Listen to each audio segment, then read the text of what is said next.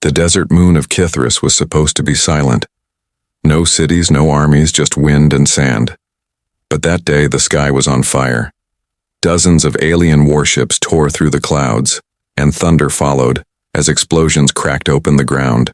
The Queen of the Valari, a powerful alien species known for their unmatched technology and royal bloodlines, had not expected betrayal. But betrayal came, fast, sharp, and without warning. On the outskirts of the ruined temple, a human soldier named Jack moved through the rubble. He wasn't part of any army, not anymore. He had left the battlefield long ago. Now he lived quietly, wandering broken worlds and helping those left behind. He didn't know the Queen's daughters had vanished. He didn't even know a war had started. He was just following the trail of smoke and listening to his gut. Something felt wrong. Jack stepped through a cracked archway, weapon low, eyes sharp. The walls were scorched, signs of energy blasts and panic. The air smelled like fear. But beneath the smoke, he heard something else. Breathing. Faint. Fast. Like someone was hiding. He knelt near a broken pillar, and that's when he saw them. Two small alien girls, their skin a soft green glow, their red hair dusty and tangled. Their tiny hands clutched each other, trembling. They looked up at him, eyes wide, not with fear, but with hope. One of them whispered in a voice so soft it barely reached him. "Please, don't leave us." Jack didn't speak for a moment. He had seen many things in his time, but never royal Valari children. Their features were unmistakable. These weren't ordinary civilians. These were the daughters of the Queen herself. And they were alone. He looked around. No guards, no trackers, no drones, no enemy soldiers. Just fire in the distance and the two girls holding each other like the world had fallen apart. And maybe it had. He removed his weapon and laid it down beside him. He didn't want to scare them. Slowly he sat down, leaning against the wall, and held out his arm. "You're safe now," he said simply. To his surprise, they crawled toward him without hesitation. One curled up on his chest, the other leaned against his side. He wrapped one arm around them, unsure why this moment felt heavier than all the battles he had ever fought. He didn't know their names. He didn't need to. The way they clung to him said everything. In the distance, a loud boom echoed across the ruins. The war wasn't over. Not yet. But Jack didn't move. He just closed his eyes and held them tighter. They had chosen him, and something told him others would be coming soon. The ruins around Jack were quiet now, but he knew it wouldn't last. He had been in too many wars to believe in peace that easy. The smoke still rose from the broken towers of the Valari Palace in the distance. He could see flashes of light now and then, distant signs of battle. But here, among the rubble, the two alien girls slept against him like the world hadn't just collapsed. He gently brushed dust from the younger one's cheek. She was barely taller than his forearm, with skin that shimmered like jade under the sun. Her sister, slightly older, had the same fiery hair and long ears, but her breathing was deeper, steadier. They had stopped shaking. That meant something. It meant they trusted him. He didn't ask for that trust. He didn't want the weight of it. But now it was his. His earpiece crackled. It had been dead for hours, but now a faint signal pushed through. A woman's voice, sharp, clipped, and full of urgency, spoke in the common tongue. "Valari Royal Signal lost. Search units deployed. Targets are high priority, alive or dead." Jack's eyes narrowed. That wasn't a rescue signal. That was a bounty. He looked down at the girls. So this was the kind of world they had been born into. A world where power came before protection. Where even the daughters of a queen could be hunted for what they were worth. He knew then he couldn't stay in the ruins. Quietly he stood, lifting both girls into his arms. They stirred, but didn't wake. Their small hands still clung to his vest, as if their dreams feared losing him too. His pack was light. He had enough rations for 3 days if he stretched them, water for maybe 2, but that wasn't the real problem. The problem was the drones. He saw one float overhead just minutes after stepping back onto the scorched street. Black, silent, and scanning. Jack ducked into a shadowed archway. The drone passed without noticing him, but it confirmed what he already suspected. He wasn't the only one looking for them. He needed shelter, somewhere far from here, somewhere safe. His mind flashed to the canyon caves, deep cracks in the desert rock about 10 miles east. They were hard to reach on foot, but almost impossible for aerial scans to detect. No one lived there anymore. Nothing but wind and silence. That's what he needed. That's what the girls needed. Jack adjusted his grip and moved fast, keeping close to broken walls, staying low, moving like a shadow through fire and ash. The heat was rising. Midday sun burned down on the cracked stone, but he didn't stop. He couldn't. One of the girls stirred and whispered a word in Valari, something like shelter or home. He didn't know the full meaning, but her voice was soft. She was dreaming, and maybe she believed she was safe. He was going to make that dream real. As he reached the edge of the ruins, he paused. Behind him, the sky lit up again. Dropships, 3 of them. Fast, black, and deadly. They weren't searching. They were closing in. Jack didn't wait. He turned toward the desert and ran. The desert wind hit hard as Jack ran, but he didn't slow down. Sand whipped around his boots, filling the air with heat and grit, but he kept his arms steady. The 2 alien girls were still in his hold, heads resting against his chest, unaware of the danger behind them. Maybe that was for the best. They had already seen too much. He moved across cracked earth and old pathways, following instincts more than maps. The dropships had scattered across the ruins now, sending out scouting parties. He saw their shadows gliding overhead, growing smaller as he made distance. Still, he knew they would not stop. He reached a dry ridge and paused behind a fallen arch made of ancient stone. He carefully lowered the girls to the ground, pulling out a cloth from his pack to cover them from the sun. They stirred a little but stayed asleep. Jack checked the horizon. The canyon caves were still hours away. He'd need to move fast once the sun dropped lower. While the girls rested, he dug into his ration pack. Only 2 water pods left. He used one to wet a cloth and gently pressed it to their foreheads, then let them sip a few drops. Their skin shimmered faintly, their breathing still soft. He didn't know much about Valari biology, but they seemed stable, for now. He leaned back and took a breath. That's when he heard it. A soft whirring. He froze, eyes darting upward. A scout drone hovered in the air about 20 feet above him. Silent. Watching.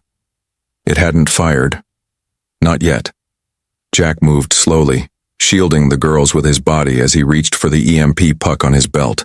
He had one shot, one chance. The drone turned slightly, scanning. He didn't wait. He tossed the puck into the air. It popped with a sharp burst of light. The drone dropped like a stone. Jack caught it before it hit the ground, then buried it under sand with a few swift movements. He didn't know if the signal had gone through before the blast. If it had, more would be coming. He scooped up the girls again and started moving faster. The sun was dipping now, casting long shadows over the desert.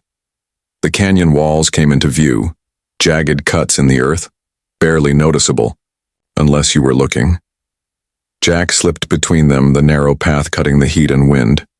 Here, sound carried differently. The air was cooler, safer. He found an old tunnel entrance hidden beneath fallen rocks and time. He had passed this way once, long ago, when he was still a soldier. Back then, it was just a hiding place during a forgotten skirmish. Now, it was a lifeline. Inside, the walls were cool stone. He cleared a space and gently laid the girls down on a folded cloak. They finally stirred awake, blinking slowly, eyes still hazy with sleep. The older one sat up and stared at him. "Are you a soldier?" she asked softly. Jack nodded. "I was." She looked around, confused, then back at him. "Why did you help us?" Jack didn't answer right away. He glanced at the younger one, who now clutched his arm like it was the only thing left in her world. Because no one else did, he finally said. The girl stared for a long moment, then leaned against him again. Outside, the sky was turning dark, and the first stars blinked to life. But inside the cave, for the first time since the war began, there was a moment of peace. The cave was silent except for the soft breathing of the two girls and the distant hum of the desert wind. Jack sat with his back to the wall, eyes scanning the tunnel entrance. He hadn't slept, not even for a second. His body was still, but his mind kept turning. Too many questions. Too many dangers still out there. He looked down at the girls. They were awake now, sitting quietly beside him. The older one had a serious look in her eyes. She had been watching him without speaking, like she was studying his face, trying to understand why a stranger would carry them through a war zone and not ask for anything in return. The younger girl leaned against his arm again, her small fingers wrapped around his glove. She hadn't spoken since the ruins. She didn't need to. Her presence said everything. Jack finally broke the silence. "What are your names?" The older girl hesitated, then spoke carefully. "My name is Celia. This is Miri." He nodded. "I'm Jack." Celia tilted her head. "You're not afraid?" Jack looked toward the entrance. "Of the drones? The bounty hunters? The whole Valari army may be thinking I took you?" He gave a tired smile. "Yeah, a little." She blinked, then gave a small smile in return. It was the first time he'd seen anything close to joy in her expression. Suddenly, Miri sat up straighter. Her eyes were wide. She looked toward the entrance and whispered something in their native tongue. Celia turned pale. "What is it?" Jack asked, his voice low. Celia answered in a whisper. "Mother?" Jack frowned.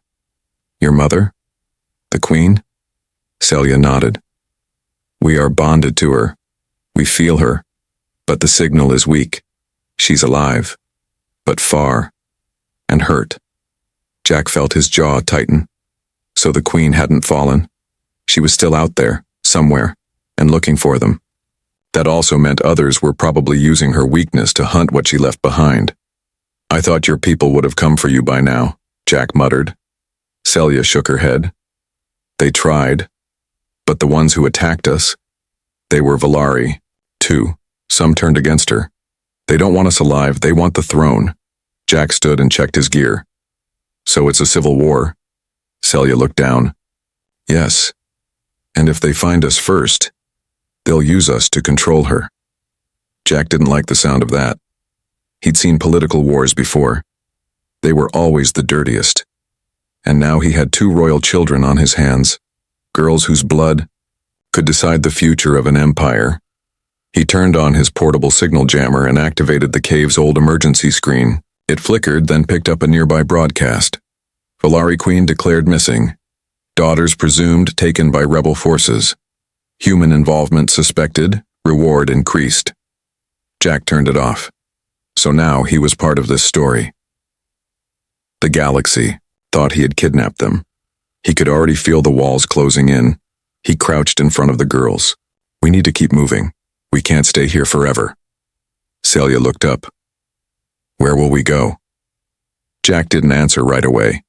He remembered a contact, an old friend, a smuggler who owed him more than one favor. She lived in the floating markets of Saros 9, far beyond the reach of Valari patrols. "We're going to find someone who can help," he said.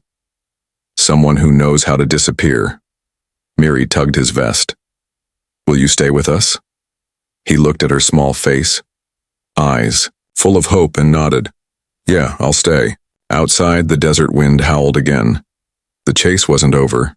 It was only just beginning. The sun had just started rising again when Jack stepped out of the canyon, both girls hidden beneath his cloak.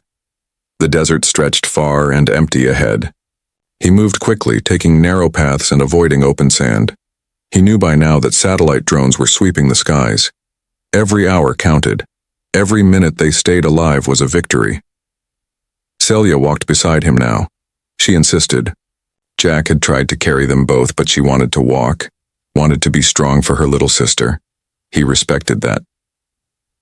Myri clung to Jack's back, her arms around his neck, half asleep but calm. It had only been a day since he found them, but it already felt like they had known each other longer. They reached the base of an old communication tower, long abandoned. Jack set down Myri and checked his signal device. It still worked, barely. He adjusted the frequency, then sent out a coded message, one only a handful of people in the galaxy would recognize. Coordinates, a name, a single word, help. Then they waited. Celia watched him quietly. "You're calling someone?" Jack nodded. "Old friend. If she's still alive, she'll come." Myri looked up. "Is she kind?" Jack smiled. "No.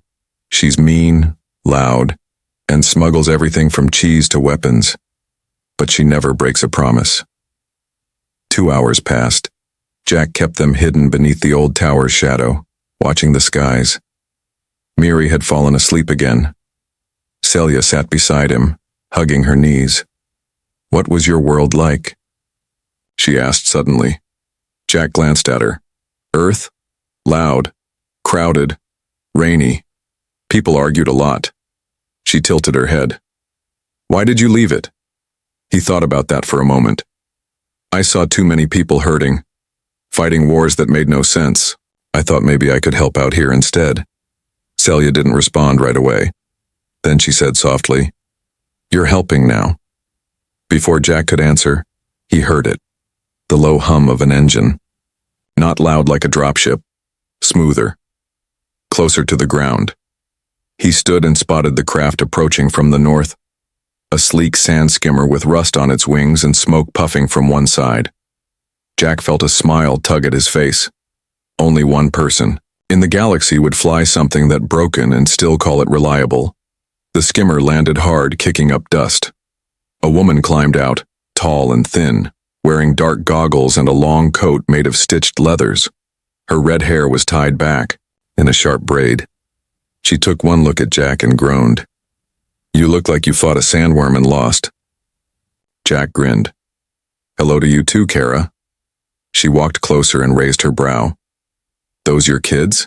Jack pointed to the girls. "They're Valari royalty, and everyone with a scanner is trying to kill them." Kara paused. Then she sighed. "Of course they are. You really don't do simple jobs anymore, huh?" She knelt beside Celia and Myri, who stared at her with wide eyes. Kara removed her goggles and gave them a smile. "You girls ready for a crazy ride?" Myri nodded slowly. Celia looked at Jack. "Can we trust her?" Jack didn't even hesitate. "With my life." Kara opened the back hatch. "Then hurry up. We've got 15 minutes before someone tracks that distress signal." Jack helped the girls aboard. As the skimmer lifted, the desert grew small behind them. But Jack knew peace wasn't coming yet. Saros 9 was still far, and danger was already following their trail. Saros 9 floated above a sea of toxic fog. A city built on old mining platforms, stitched together with metal bridges, hanging lights, and chaos. The streets below were full of smugglers, exiles, broken machines, and things with more eyes than mouths. To some, it was a place of danger. To others, it was freedom. Kara's skimmer touched down on a narrow landing pad near the western docks. Jack stepped out first, scanning the area. Celia and Myri followed close behind, holding his hands. The girls wore dusty cloaks now, their hair hidden under scarves. In a place like this, blending in was survival. Kara locked the ship and waved them forward. "Stay close, and don't talk to anyone unless I tell you." They moved fast, weaving through crowded alleys and noisy markets. Robots bartered with aliens. Lights blinked from every wall and music pulsed from speakers that hadn't been cleaned in years. But Jack wasn't distracted. He kept one hand near his weapon and the other firmly holding Myri's shoulder. Celia stared in silent wonder. "Is this a city?" Jack nodded. "One of the wildest." Kara led them into a dim hallway, lit by red lights. At the end was a heavy metal door. She knocked twice, then pressed her palm to a panel. The door hissed open. Inside was a small room filled with blinking consoles, dusty books, and the smell of old circuits. A short, green-skinned alien with long fingers looked up from a monitor and squinted. Kara. Thought you were dead. She grinned. Not yet, Tovin. The alien looked past her and saw the girls. His smile vanished. You brought them here? You're insane. Jack stepped forward. They're being hunted. We need answers. And I was told you knew things about Vilari Tech. Tovin snorted. I know everything about Vilari Tech. That's why I stay underground. He moved closer, studying the girls with careful eyes. Myri shrank behind Jack, but Celia stood her ground. You're the Queen's daughters, Tovin said quietly. The ones with the code. Jack frowned. What code? Tovin looked at him like he was stupid. The reason the rebels are hunting them. The Queen's final weapon wasn't a bomb or a ship. It was a gene-locked AI system. Ancient, powerful, can destroy or save entire star systems. Jack felt his stomach twist. And these girls? Tovin nodded. They're the keys, born with it in their blood. Only they can unlock it. Celia blinked. We didn't know. Myri looked scared now, hugging Jack tightly. Jack took a slow breath. So, if the rebels get them, they can control this weapon. Yes, Tovin said. But if you keep them alive, you control the future. Kara leaned against the wall, arms crossed. Great. So we're walking targets. Again. Tovin turned to his console. I can hide their signals, make it harder for scans to track them, but not forever. Jack nodded. Do it. As Tovin got to work, Jack knelt beside the girls. We'll protect you no matter what. Celia looked at him. Even if it cost you everything? Jack didn't blink. Even then, Kara sighed. You're either the dumbest man in the galaxy, or the best. Jack gave a tired smile. Probably both. Outside, Saros 9 rumbled with life. But deep, in the city's heart, two small girls held the key to something much bigger than any of them had expected, and time was running out. Saros 9 never slept. Even deep underground, Jack could hear engines growling, metal boots echoing, voices shouting in different languages. But inside Tovin's hidden lab there was silence. A quiet space built to hide from the galaxy's noise. The girls were resting, in a corner, wrapped in clean blankets Kara had found in a storage bin. Myri was fast asleep, her head on Celia's shoulder. Celia stayed awake, eyes open, watching the ceiling. Jack sat nearby, polishing his old plasma pistol, thinking. Tovin worked at his console, tapping strange keys with glowing fingertips. Kara leaned on the wall, arms crossed, watching him like a hawk. How much longer? Jack asked. Almost done. Tovin grumbled. Their biosignatures are unique. Took me hours to break through the layering, but I've scrambled their signals. No more tracking them through blood scent or DNA scans. Jack nodded. Thanks. Kara looked at him. So, what's your plan after this? Find the Queen, he said. Kara raised a brow. The Queen? You don't even know where she is, Celia suddenly spoke. She's in the pale sector. I feel her, weak, but still alive. Jack stood. Then we go there. Before anyone could respond, the power flickered. The room darkened. Then came the sound, a metallic clink, followed by another, closer. Jack grabbed his weapon and stepped toward the door. Kara pulled hers too, already cursing under her breath. Tovin's console buzzed. Something's wrong, the outer gate's been bypassed. Jack didn't wait. He motioned to Celia. Take Myri, hide under the bench. Don't come out unless, I say. Celia nodded and gently pulled her sister into cover. The door to the lab exploded inward. Two armored soldiers rushed in. Black armor, red visors, Vilari rebel colors. Jack fired first, hitting the lead soldier square in the chest. He dropped. Kara took the second one with a single shot to the helmet, but it wasn't over. From behind them stepped someone Jack didn't expect. Tovin, gun in hand, pointed at Jack. Sorry, Tovin said. They offered me more than I could refuse. Kara's Eyes widened. You little traitor. Jack didn't move. You called them here? Tovin shrugged. Do you know what the Queen's daughters are worth? Do you know how many systems would pay to get control of that AI? He moved toward the bench where the girls were hiding. Jack raised his pistol again. Don't. Tovin laughed. You won't shoot me. You need me. I still have the encryptions. Jack didn't blink. Then he fired. Tovin dropped, a look of shock frozen on his face. Jack rushed to the bench. Myri was sobbing, and Celia was holding her tightly. It's okay, Jack said softly. You're safe, I promise. Kara checked the fallen rebels, then locked the door. We need to move. Fast. If Tovin told them where we are, more will be coming. Jack lifted Myri in his arms. Celia followed. Close, holding Kara's hand. They ran through the old tunnels beneath the city, ducking shadows and leaping over broken pipes. Jack's mind raced. He had trusted Tovin, trusted the wrong person, and now he understood. There was no one left to count on, only them. The cargo bay of Kara's ship rattled as it broke through the clouds. They had barely escaped Saros 9. More rebel ships had arrived just minutes after they fled the underground lab. If they had waited any longer, they would have been surrounded. Now they were flying full speed into the Pale Sector, a dark part of the galaxy few dared enter. It was filled with old battlefields, damaged planets, and thick radiation fields, left behind by ancient wars. But somewhere in the middle of all that ruin, the Queen still lived. At least, that's what Celia believed.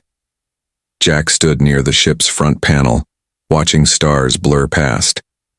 Kara sat at the controls, steering through, debris and twisted metal. Myri slept on the bench behind them, worn out. Celia stood beside Jack, her hand in his. She didn't speak for a while. Then she whispered, She's closer now. I feel her. But she's not alone. Jack looked down at her. What do you mean? She's trapped, Celia said. Not in chains, but in pain, like something is holding her mind, not just her body. Jack frowned. That could mean anything. Mind control tech, neural poison. It didn't matter. They had to reach her. Kara glanced over. There's an old station in the Pale Sector, half crashed into an asteroid. It used to be a listening post during the Empire Wars. If the Queen's alive and sending any kind of signal, we might catch it there. Jack nodded. Take us in. It took hours to navigate the thick metal field that surrounded the place. Kara weaved the ship through broken satellites and burned ships, until the outline of the station appeared in the distance. It looked like a wounded beast, split open and half buried in the rock. Lights flickered inside, but no sign of life. The moment they docked, Jack stepped out first, scanning the area. The station was quiet, but it smelled like old oil and dead air. Myri stayed on the ship with Kara while Jack and Celia entered the control chamber. The consoles were dusty, but one still had power. Celia walked toward it without being told. She placed her hand on the glass. It lit up. Valari symbols spun across the screen. Jack watched, amazed as the interface began to shift. She's here, Celia whispered. Or at least, her echo. Suddenly, the screen flickered and showed a hologram. The Queen. She looked weak, sitting on a cold floor in a dark room. Her eyes glowed faintly, but her face showed exhaustion and pain. Her voice was soft. My daughters, if you are seeing this, then I am still holding on. I've hidden the last key in your blood. Together, you can awaken the Guardian AI. Alone, it will not respond. The rebels fear this. That is why they hunt you. Jack clenched his jaw. She knew this would happen. Celia stared at the image. We have to find her. The hologram continued. I am being held in the depth spire, beneath the old capital. The signal is weak, but I believe someone is with me. A protector. Or maybe a shadow. The message ended. Celia turned to Jack. We have to go to the depth spire. Jack nodded. Then that's where we're going. As they returned to the ship, Kara met them at the door. Did you find anything? Jack looked her in the eye. We found everything. Kara narrowed her eyes. Then we'd better move, fast. We're not alone in this sector. Outside in the distance, hidden among debris and darkness, a small black ship floated silently, its engines cold, its weapons ready. They had been followed. The depth spire rose from the ruins of the old capital like a broken tooth. Once it had been a symbol of Valari pride. Now it was cracked, rusted, and surrounded by fallen towers and black water. Jack stared at it from the ship's viewport. The Queen was down there somewhere beneath the surface, held by those who wanted to control her and everything she protected. Kara landed the ship a few kilometers away. Too risky to go in loud, she said. We walk from here. Jack nodded. He tightened the straps on his armor and helped the girls with their cloaks. Celia walked on her own, quiet but determined. Myri held Jack's hand tightly, eyes wide as she stared at the dark spire ahead. They moved through the ruins quickly, staying low and moving through collapsed tunnels and overgrown paths. The air was thick, heavy with silence. Jack didn't speak. Neither did Kara. The girls sensed it too. Something was waiting for them inside. They reached the base of the tower just before sunset. A hidden lift shaft took them down, deep below the surface, where the walls turned from stone to metal and the lights flickered like they hadn't been touched in years. The air was colder here, still, unnatural. At the bottom, they found a sealed door. It was marked with old royal symbols, symbols the girls recognized. Celia stepped forward and placed her hand on the panel. The door opened. Inside was a wide chamber lit by a pale blue glow. In the center, lying on a platform, was the Queen. She looked weak, barely conscious but alive. Her silver crown was cracked and her arms were bound by soft restraints glowing with control energy. She didn't look like a ruler. She looked like a mother who had fought too long and was running out of time. Mother, Celia whispered. Myri ran ahead, but Jack caught her gently. Wait. From the shadows a voice echoed. Well? You brought them after all. A figure stepped out. It was Valari, but twisted. But his skin had gone dull gray and metal had been implanted across his arms and spine. His eyes were cold. He wore the mark of the rebel high command. I am Lord Veyron, he said, stepping toward the girls. And you? You're the keys I've been waiting for. Kara raised her gun. Jack already had his drawn. Veyron smiled. Don't be stupid. One wrong move and the Queen's neural threads are severed. Permanently. Jack didn't lower his weapon. Celia stepped forward. Why? Why do all this? Veyron looked at her like she was a child. Because your mother hid power the galaxy should have shared. She kept the Guardian AI locked behind your blood. That power could bring order, control, peace. I offered her that vision. She refused. Jack growled. So you tortured her and chased children through fire. Veyron's smile faded. You wouldn't understand. Humans live short lives. You think protection means holding on to the weak. I see the future, and I will shape it. He pressed a button on his gauntlet. Kier, restraints on the Queen glowed brighter.